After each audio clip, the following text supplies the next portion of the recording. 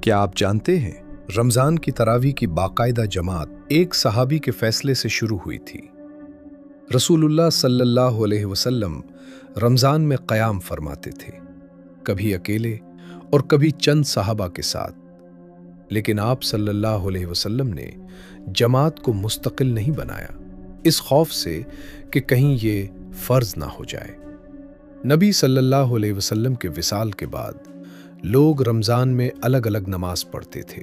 ایک رات حضرت عمر رضی اللہ عنہ نے دیکھا کہ لوگ بکھرے ہوئے انداز میں قیام کر رہے ہیں۔ انہوں نے فرمایا، اگر سب ایک امام کے پیچھے جمع ہو جائیں تو یہ بہتر ہوگا۔ اور جب سب ایک امام کے پیچھے کھڑے ہوئے تو حضرت عمر رضی اللہ عنہ نے فرمایا، یہ کتنی اچھی بدعت ہے۔ تب سے آج تک رمضان کی راتوں میں تراویح کی جماعت قائم ہے۔